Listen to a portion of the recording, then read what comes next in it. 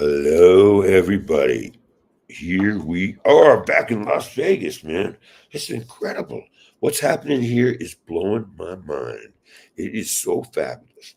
Never seen nothing like it. Yeah, Big Steve is blown away, man. It's a beautiful thing that's happening here. So many amazing things are coming together here. It's a place that you can come and enjoy something.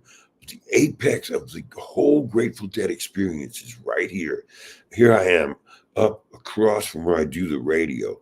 That's Miss Carol Hart right there, Mickey's wife. And this she's showing me through Mickey's exhibit of his art. You know what? It's impressive. It's different. It's bright. It's shiny. He does it in a unique way. He never stops trying different things because you got to have that adventure like he's got. He lives the artist's life. He makes it happen. He's always been that way. Always the guy you had to work with to learn about things. Brother all the way, teaching the crew how to hang together, hanging with us. Always a friend, giving you a place to sleep at night. All stuck together. Now the years go by, and we're still all together here. But we're repping up here for people that put all this together, everybody that gave their all to make this happen. Not only are we meeting new people, but I'm here to represent and honor the people that went before. This is some of Mickey's art right here. This is the background of our lives, man. Colorful, skyrocket life that we've all led in the Grateful Dead. Now this thing happens at the sphere, this incredible thing in your hand. You can't hold it, but you can hold it in your mind. It opens you up to all of what we did, the whole experience. You, as young, old, whatever you are, you can experience it now. Be in there and see things change before your eyes. See the magic of Barton Hall. See the magic of the pyramids. We did it. We did it. Hard work, lots of guys. I represent all those people because they're not here to speak for themselves anymore. They were a great bunch of people. Each and every one of them loved the Grateful Dead. Each and every one of them came to the Grateful Dead in magical different ways, just like you all did too. It's an amazing mosaic of people and art and music. And remember to listen to the music all the time because that guides your way. You know, it's no joke that I do the radio show there every Thursday. There's why I do it right there. And you come up there and be with me and see it and talk to me. I love it when you guys do. I'm in the Venetian room way up there on a magic floor that they give us for Dead and Company forever. Don't mind that phone. It's just having call and find out when they get tickets, man. It's an incredible thing. And you are part of it. Each and every one of you comes to see me. I'm going to show you some of that stuff right now, what that's like, what it's always like. No, not that one. Sorry, but there's people like this. Here, that was Danny Rifkin. We're going to talk about him in a minute. This is a typical guy wearing a great shirt. Everybody comes dressed with their best Grateful Dead attire. They come to see me. They talk about the show, talk about the radio show, talk about this thing. What an influence Big Steve's been in their life and the Grateful Dead. Don't forget those guys. They're magic, man. The whole thing is coming to an apex of what we did right here. No one else could touch this place. Friends coming from all over the world. Here's my man Tony, man. Chicago, a great guy, great friend, man. Loves the Grateful Dead, lives the Grateful Dead. All the people have become successes. All the young people who are trying to work it out come together here. It's beautiful, multi thing. By the way, don't forget today, it's D Day's 80th anniversary when our boys took Europe back from the evils of people that were holding it hostage, the Nazis, the haters. And we took it back that day, started to fight back. Those guys gave the Grateful Dead guys, myself, and all of us a world that we could be free. It was crazy in the 60s, but we got a chance to talk to people and to light them up and to try to change the world, enlighten them. It was a tough time always, but Those guys made it so we could do that. Don't ever forget that. Don't ever disrespect them. Never care for a person that does disrespect them. They're not really Americans. Ask them why they wouldn't like those guys. Sacrifices were made from the start of this country to get us to this point. We can't lose track of that. We're free here because of sacrifice. So the Grateful Dead exists as a playpen that they gave us, a park to play in. Remember that. It's a beautiful experience, and we owe so many people. You guys are taking it to the future. Here, I'm here to help us do that right now. There's always a way to light up the darkness. Remember that. This is what this is all about. Okay, Jeremy, show some of the video of how the people come up here and what we do when we meet here, please. You guys live in it? No, we're from Chicago. Good. Yeah. Great place. Yeah. My dad went to tons of Grateful Dead shows. He's 75, so he went to tons of shows. Oh, yeah. And then I passed it on to me, so now we go wherever we can to see. It took us a long time to understand Chicago and for it to open its heart to us. But once it did, what a place. Yeah, he's talking about 73. Were you there? Of course, man. What the fuck else was there? What do you think, man? I don't know. Home when we went to Iowa? We were in Iowa City. Yeah, the place was a blow-up ceiling. I remember it real well. The field house. The field house, exactly. Steve Kreutzmann and I went. He said, "Jim, let's go to see the Dead." And I was. Were you there? I don't remember seeing you. I was. You there. Sure you were there, man? We came in around noon of the day of the concert. We just walked into the field house. We were standing in the middle of the floor. Watching you and everybody else setting up. It was an interesting thing because it was the first place I really realized, when you open the doors, it was blown up with air, that whole bit, the roof and everything. And of all... I drive to work on Friday mornings to listen to the replay, and I'm a teacher, and it's like my favorite thing listening to you in the morning. Do you guys want me to take a picture of all of you? Yeah, that'd be great. Yeah, because if we don't understand history, we don't even know where we're going. And I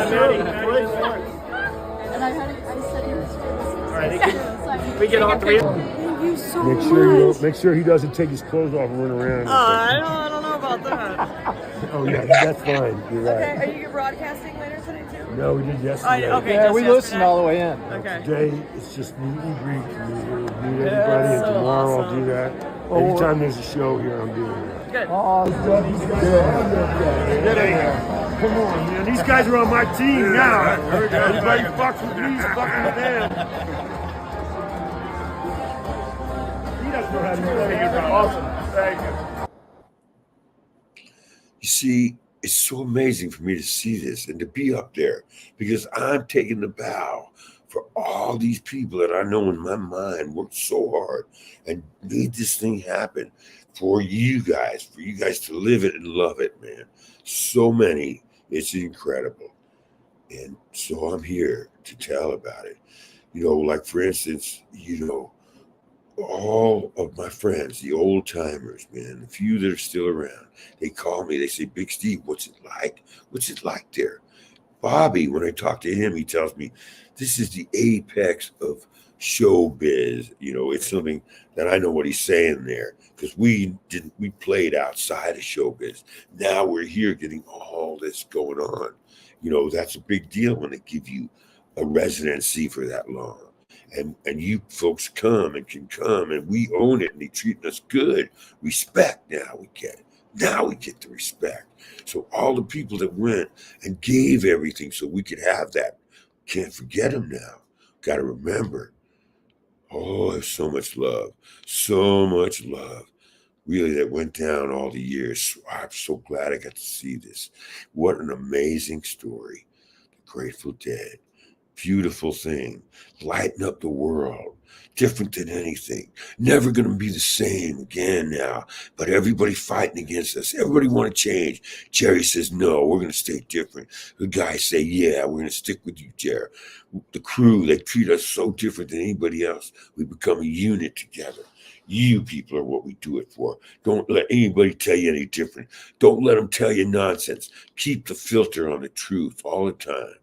You got to remember, smart too. It takes the brain. Use your noodle all the time as you go through life. Don't let people fool you. You can't be fooled. That's the truth. Look for the truth. That's why when you're a kid, they teach you. George Washington chopping that old cherry tree down, telling his dad he did it. Own up to it. First thing Ramrod tells me, if you're in the Grateful Dead and you mess up, you got to say what you did.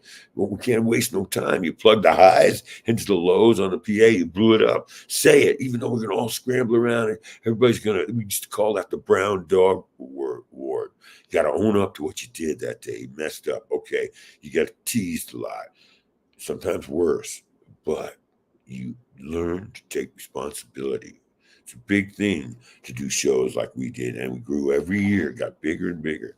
So we grew with it, and we learned, and we kept learning. Every gig was learning. I want to show you a picture of a great man now, a friend of mine, still alive, travels the world, but he was one of the founders of the whole thing. That's Mr. Danny Rifkin right there, with Rock Scully, two guys at San Francisco State. Everything going wild in San Francisco. They jumped in with the Grateful Dead. Danny came from a thing called the Diggers, man. The Diggers was a whole thing about a society, how it used to be when people took care of each other. See, it isn't so bad to help people. It isn't so bad to feed people. Americans feed each other. They have to take care of each other, help each other. That's one of the tenets of life. People now call him by different names and say different things. Good to help people. No, that's what it's all about. Don't hate that. Helping your brothers and sisters. Behind him is Billy Crow's boy. I think it's Nickel right there. Yeah, it is. And so Danny's looking good. He's wearing a Seva shirt. We started Seva. Wavy Gravy went up in the hills of Nepal. See all the things we touched, all the lives. So that was about, we did so many shows for Seva all the time because it got people the right to get operations that they wouldn't have. We paid for cataract operations in Nepal and India and in places. Danny would travel the world and come back also with Wavy. They'd see the world and tell us these people need help here, and we did it. Danny started a thing when we all were living in Stinson Beach. He was out at Slide Ranch, beautiful old dairy ranch in the years before. Now we got it in our family. We're there all the time, having great times, parties, enjoying it, fishing in the ocean, catching the big fish, man, big leopard sharks, salmon, rockfish. All of us feeding ourselves, having fish dinners. Now Danny has the idea, bring kids, goes to San Quentin where their fathers are incarcerated, figures out who the kids are, brings them out, never been out of the inner city, show them what it's like in Marin County, show them what Slide Ranch is like, show them how people can take care of each other. They slowly, watching them break down was the most beautiful thing. To help a child, any child, is so great. Grateful Dead did so much good in their time, still doing it. Oh boy, I can tell you stories. Danny always led the way. So he takes off, man, after all that, goes away for a long time. Goes to Guatemala, wants to travel around, never takes nobody but himself, travels in a way I could never do. Always always with a gang, always with a bunch, always with my brothers, always with my sisters and brothers together.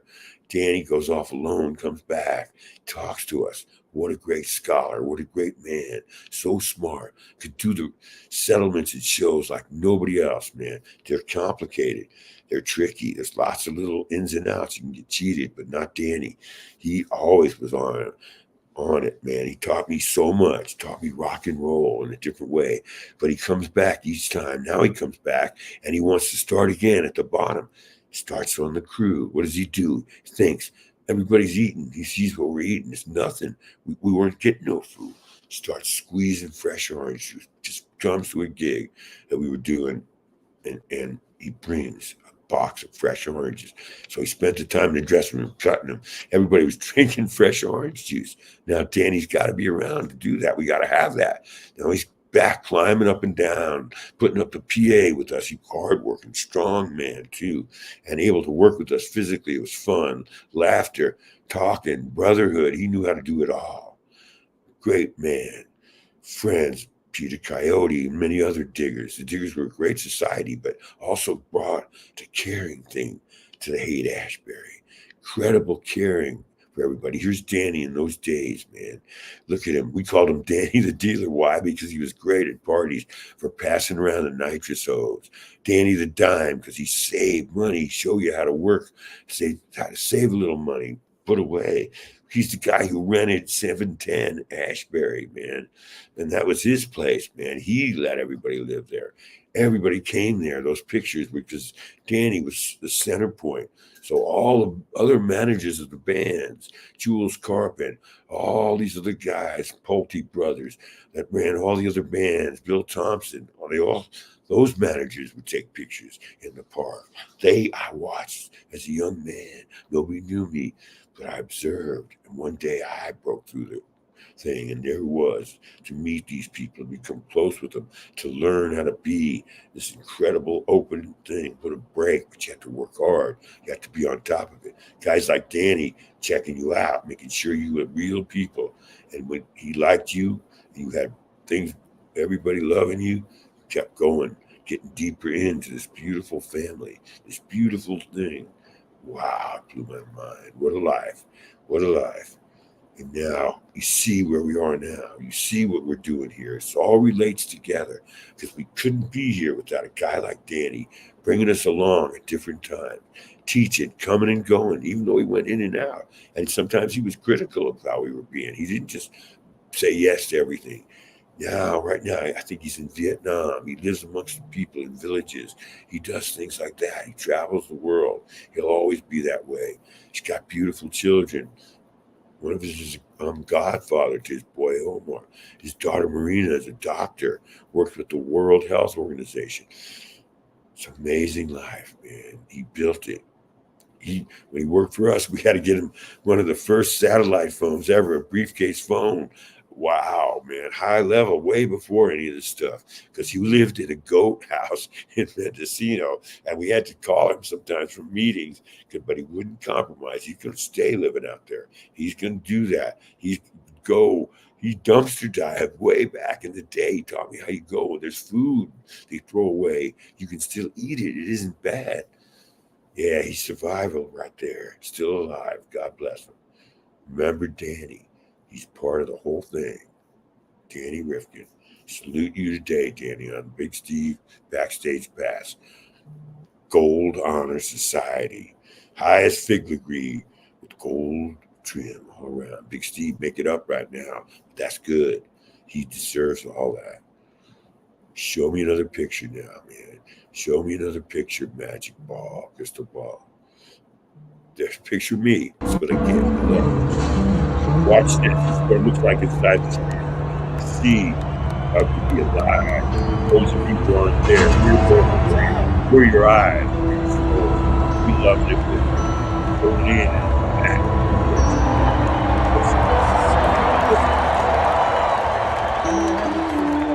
Experience together. You're part of it. All of us are. It's the apex.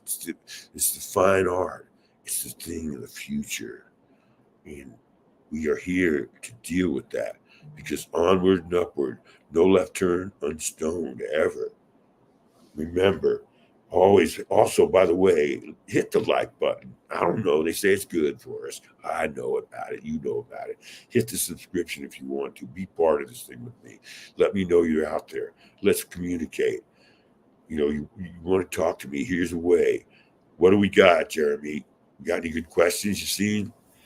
We do. Somebody really wants to know about what buses you guys use to tour the U.S. Well, we started. We were one of the first companies, bands to use bus companies as it started. Some of the first ones came out of Atlantic City that were real nice, set up, like beautiful interiors. It's a company called Connections that went to Atlantic City, New York. That was the first one. Crazy guy named Matty was running it. We start being friends with him, and we try the bus out. It's nice. We use it for the Grateful Dead. We use it for Garcia Band. But it was beautiful bunks, way to sleep, really different lounge in front. nice, everything. Matty was crazy. Then comes Eddie, our first driver. Old Vietnam vet, man, all night long. We talk, tell stories. You got to love your driver. You got to trust him. Big deal who the drivers are. So now they're building Prevos and taking buses, but now others are jumping in. Florida coach, I forget the guys' names in Tennessee. Couple of brothers, they start making coaches. We use them all. Prevos become the best bus you want. You can decide what's the primo ones, so band come out sometimes, try it. They like to fly more sometimes now. We're going through every style. Crew, we like the bus because we can jump on right after the show. We can use it as our headquarters sometimes. You got your bunk. You can get in and get some sleep for the first time going down the road. Different world now, man. Rock and roll buses everywhere popping up. Bands running down the highway know each other. Everybody on the CBs in those days talking to each other. What camaraderie. What beautiful times. What fun we had on those buses. Messing with the truck drivers now that we always used to have to run down the highway. See, we lived on the highway. We now got these beautiful coaches, man, stage coaches. But then lots of changes. Different drivers, different buses, crazy ones. Some guys risking our lives, getting fucked up at the shows. We have to say, wait a minute, man. You got our life in your hand. You got to remember all these things, man. You got to watch those roaches on them midnight coaches, what we always said. Because, of course, here come the dogs, man. These things were treated, though, as different. They are private homes. There's laws. They couldn't search us right away. We picked up on that. Things changed, and they changed the laws so they can get on those things. But initially, they couldn't. We liked that. So we learned about them, and we were one of the first bands to use them. Then all the old country and western boys, we went out with Willie. He had his bus. He loved it, man. His bus was home, like he owned it and made it his, kept it on the ranch. Waylon, same thing. Everybody did. The people that we opened up for us had buses. We got to see all people's buses. Honored to be taken on someone's bus, like going in their homes. As the years went on, we saw them all. And then you travel every way. And then the buses now become the way. When you get your bus, boy, people swell with pride. It's a whole thing in rock and roll. Saw it start, gonna see it go. Lots of stories about it. But what else we got? Any other questions? Yeah, Ashbury Stumble wants to know, do you think Bobby will make it over to Europe again? Well, I would never say no to anything you don't know, but chances are slim, I think. There's a whole country here. He's been everywhere in this world, and he would never cut any place out. He wouldn't want me to say no to anything for him because you never know. He might go in so many different ways, but let's see what happens. He's not far from me here. We're going to spend some time. I'll tell you, I'll ask him that if I remember, but I don't feel it right now, just in my psychic feeling. Somebody's asking about the relationship between Justin Kreutzmann and Jerry. Well, Justin was a kid, man, around us. We all raised him up, man. Sometimes when things were happening, Billy had to bring him to the studio. So here's Uncle Steve, here's Uncle Jerry. We're all interested. As the kids grow up, you see him change. He was a real shy kid. Sometimes he was scared down there, but he started liking it. And he would tell me, Steve, I want to be a manager right away. You realize this kid's thinking out. And in his mind, he's thinking about the scene he's in. So he starts traveling with us, right? As he grows up, he gets a Super 8 camera. Jerry encourages him to film us. Nobody else was allowed to film us. So he gets some films, really cool ones of us traveling on the road in those early days. Justin, he's our boy. He's Billy's kid, his family. So Jerry's encouraging him, and he sees that the kid has a good eye. He starts teaching him a little bit. See, we were always learning. Jerry and me would watch film after film. That's how we learned film school. We from when we were little kids, we watch films. Some people don't. Bobby never turned a TV on, man, but he knows what we talk about. He understands. Jerry and I can talk film to each other. Mice and Men, movies from the 20s, 30s, Chaplin, Modern Times. We watched it all. Sarah Goes to Sea. We talked to Justin about it. Justin gets a love for it. We see it. We try to encourage him. Grinder of life catches you up, man. So he's back doing all these great things, become a good documentarian, did that one about drummers of the world, did this one about Jerry, just interviewed me a while ago. He's putting it together. Now he's going to do the ultimate Jerry bio documentary from us to you. And so he's become somebody we're really proud of, because he overcame a lot of adversities in life. You never give up. You keep going. He's an example of that. He's got a family now. He's really good. It's not easy growing up in our scene. You're exposed to things in those days that were pretty amazing. I'm going to talk more about this as time goes on. He's a great guy. What else you got? How aware was Jerry of the daily travails the crew faced with travel and set up on a day-to-day basis? You see old Jerry, because me and him had, the Garcia band. He was with us all the time from the day one as we were building at Alembic. He would come down there every day and hang out. You see, Jerry didn't sit around. He liked to get out, coffee and cigarettes in those days, come popping around, roll some nice joints out, smoke with the boys, talk with us, hang out. But also who was with us was great people too. Managers would come to Owsley's place at the Alembic, where Jerry would always come. Then he saw everything everybody did. He knew everything. Then he would come to a show. He came at 1 o'clock or earlier, sometimes jump in with us in the truck. First thing we do, throw out the quad box, plug Jerry in. He stands there playing his guitar, watching everything everybody did, hearing what we talk about. He knew everything. So did all the other guys. But he put the time in. He loved it in his blood with the boys. He loved it, man. We were all growed up on the streets. The guys from Oregon that made the crew up, they were, cowboys and wild stuff and had farm jobs. Jerry, me, Kid, we were city boys. So we bring this blend together of America, urban, country, wild, crazy. Go for it. Jerry's there. He loves it. He knows the rhythm of the crew. He sees it right away. He sees something special's happening. Talks to the guys about it. Always encourages us to hang together. Everybody picks up on it. Everybody feels it. This thing was growing, and it was important, but we were different. We took care of each other. Owsley leading the way, teaching us sound. You could learn anything you wanted, man. There was so much things going on. Healy splitting down electronics, Wickersham, guys. Any questions you had, you could learn. You start to understand. I'd teach you more than the way I grew up. Each one of us knew how to use tools to come together. Each one of us knew how to be tough enough to face America because we had this playground. The D-Day, 80 years ago, man. Our uncles, our dads, they went and put their lives on the line for us. We knew that. We knew what life would have been like when we grew up. That's all they talked about. That was all we played at. We lived it. We do it. Time goes. Generations jump. Wars come. Wars go. Good wars. Always bad wars. Most of them. One war leads to the other. Our generation comes. They give us Vietnam. Bad place.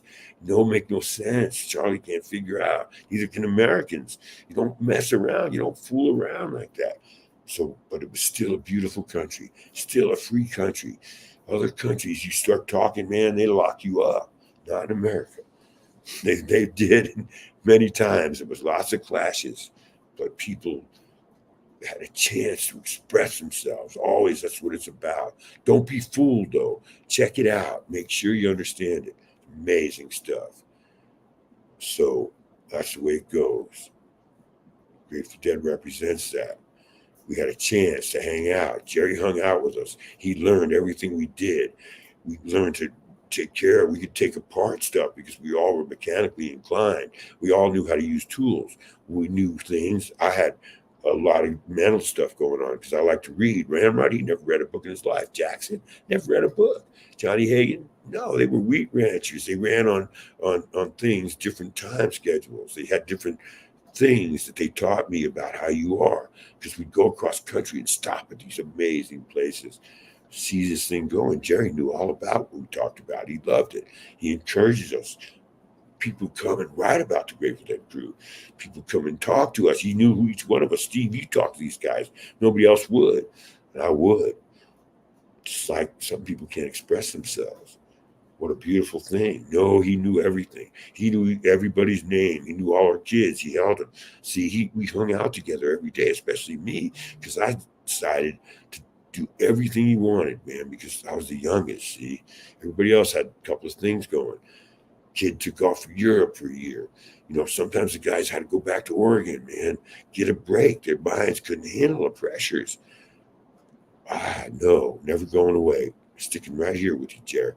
Going to all the nightclubs, all the beautiful nightclubs. Ramrod gives me the chance to learn, and Jerry and I locked together. So he every day knew everything. We talk about it. He hung out with all of us because those guys would help me too at the shows. So that was his other thing. We were always helping each other. It wasn't nobody else going to come in. We all were already a team. He loved it. His boys. He was our guy. And so were all the band guys. They all loved us. And they knew everything too. They just came at different times, you know. Phil had his way of dealing with it. Took care of us too. Brother too. He ruled room with everybody. Pigpen loved the crew, man. He fucking loved it. Kreutzmann, right there, Rockin' K, man, running wild with us. Mickey, hanging together like brothers, man. Knew everything about each other. Knew our mothers, knew our grandmothers. It's something you can't imagine. I'm going to talk about it now. This is what I'm here to tell you guys, what it was like. Jerry was right there. Okay, let's move on before I get too excited. That's only the start. Oh, yeah, he knew it all, man. He knew every inch. He knew what everybody did. He knew where every string came from. He knew what our problems were, and he helped us. So we all owned up to it. People are wondering if you've got any memorable Big Sur stories. A lot of Big Sur talk. Well, Big Sur was a lot of stuff, man. There was a place called the Pente down there. Sure, we did gigs down there. Sure, sometimes we just took drives down there and somebody knew somebody. Never were there big gigs on then in those days. There were a while, a couple of things that happened. Pfeiffer State Park out there. It's a beautiful place, man. Fucking just gorgeous California. You see it.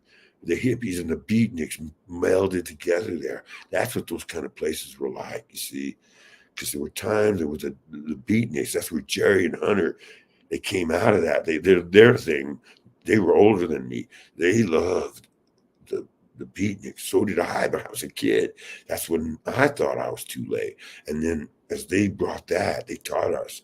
And then Ginsberg and all these guys come, all these poets, Lenore Cantrell, hanging out with the Hells Angels, all these crazy people, Kesey, always there, all these artists, all these people that painters and poster people. So places like Nepenthe, we dropped in sometimes, man. Took the drive down there, wanted to see what it was like. There's everybody, bearded people, coffee shop kind of vibe, Big Sur, California coast, sandpipers everywhere. Magic place, man. And you knew it right away. This was so different. These were free people talking free thoughts, things about new age religions and people and how they got into stuff. So the Grateful Dead comes born, more far, to spun out of this amazing thing. Right there's Hearst Castle too. I'd go up there. We'd go up there, Nelson and me and Annette, and we'd see all these places, inspired to see what California held, what the coast was like from their view. All the Central Coast, Cambria. We had good friends in Cambria. We stay with them. You travel around. California gets in your blood. Then you know you're a part of America. You're part of it in different ways. People like myself, Jerry would say, Steve, you're a transplant. You came, you bring karma of this kind and that. But here we all meld together. The boys from Oregon, they brought different things. They weren't so much on going so much to those places that was that way. But they went and they loved the ocean and the places where we rode our motorcycles over those same bridges, take a trip down there. You see, it wasn't just that the Grateful Dead played there. It's not just that you eat a hamburger in life. You eat a hamburger if you're going to do it, and a veggie burger. And you learn there's people that eat vegetables all the time. And now it comes around. I'm wild like I am today because I'm fired up on you people. You are the people. You make it up now. You're the future. Don't ever forget that. And Big Steve's going to guide you and help you with everything you want here. Remember, this is a special thing we got going here. Nobody else is like us. Okay. Thanks for listening. Thanks for being here. Anything else, Jeremy, that you want me to respond to? I'd love to do it right now. If you see it, you got to read it. Yep, I got one on the screen right here. Big Steve backstage pass. Any stories from the early days out in Oregon, Pendleton, etc.? You were just talking about the Oregon boys. Well, yeah, come on, man. Pendleton wasn't a place for gigging. Pendleton was where these boys were raised. Why? Just because of simple fact. Mike Hagan, he went to college with Kesey, and that was up in Oregon. Kesey, born in Ohio, moved to young to the country of the lumberjack. He breathed it and he got into it, man. And what a guy Kesey was. He's the man that strode across those beautiful Oregon. Take us for rides on the river, man. On the all the beautiful thing we'd see. And he'd take you, show you what it was like, man. If he liked you, grab my hand. When I first came around, squeezed it. I could tell he was so strong. He said to me, new blood. Boy, did I swell with pride inside when he said that to me. So now you got this connection going. So Kesey, he's the guy. He writes novels. So Jerry and all them loved him. They go to La Honda to meet him. He starts this thing, brings Babs, Captain Babs. Fly a helicopter in Vietnam in the early days. These people come from every way. Neil Cassidy, just undescribable. He was with Jack Kerouac writing On the Road. See, that was the beat book of the beat generation. If you were beat, you were different in America. Everybody after the war was straight, crew cuts, all different. Now, the beatniks start questioning. They would smoke pot. They drink, they go to coffee houses. They drink wine. They do different things. They're artistic. They like jazz. They like different kind of music now. Everything's not straight in their world. This led into this other stuff, I'm telling you, culturally. So it was fun for this Oregon thing. Hard to believe. So because of that, Mike Hagan had a brother named Johnny Hagan. He was friends with Ramrod. Ramrod went to reform school at Jackson, so he came in. So when they needed somebody, Matthews had been doing the equipment. See, the first guy was Laird Grant, who did Grateful Dead equipment, Jerry's boyhood friend. Great guy, powerful guy, strong man. But as the years, right away, this is a grinder thing. It grinds people up. He didn't have a whole crew. It was him doing everything, but he was smart. Old Barney was. He worked with Matthews and Owsley and everybody, and the pranksters came around. He could deal with all of them. He was that kind of guy, but had different things. He was real street too, man. Grew up with Jerry on the street. So those kind of boys, sometimes they boil over, man. All of us got to watch your temper. You're out in situations. Got to be careful. You're going to get into trouble with everybody, if you get too angry. Guys would get angry, mad. Johnny would get so mad sometimes. He couldn't deal with it. There's things that happened in his childhood, which I'm not going to go into right now. So you have to deal with everybody on the road like that. So now Matthews boils over. He was Bobby's friend. He's trying to run everything, as Laird had already popped his cork. So now they need some help. Kesey recommends Ramrod and Johnny come down and get on that bus and drive it around and hang out. So they do it. Everybody loves Ramrod. Everybody loves this guy. He gets his name, Ramon Rodriguez, from the pranksters. It's all forming and shaping. Incredible things. Tell you more stories, blow your mind. Just remember that much right now. Just think about that much. If there's anything else, give me one more question. Otherwise, this is the end of this session because we'll be here forever. Yeah, let's say goodbye, Steve. All right, my friends. Love you all so much. Thank you so much. Stick with me on this. We're just starting. Come see me at the Venetian if you're here. I'll be there every show day. Thursday, tomorrow, we do the radio out of there. It's live. If you're in Vegas, these shows, come see me. Love you so much, each and every one of you. Never forget what we got is special. I got you and you got me, and we don't even have to answer now. We got each other. That's friendship. We take care of everybody in our group. We don't leave nobody behind, man. No matter what. All welcome. That's the Grateful Dead way. Jerry's way. Bobby's way. Phil's way. All the keyboard players, all the people swirling around out there. They're with us right now. Never forget that. You all represent thousands of years of people getting together. The Grateful Dead represents that. Magic. How did we get to Egypt? We'll talk about all this. It's pretty interesting stuff. Love you. See you next week, 4:20, Wednesday. Bye. Thank you so much.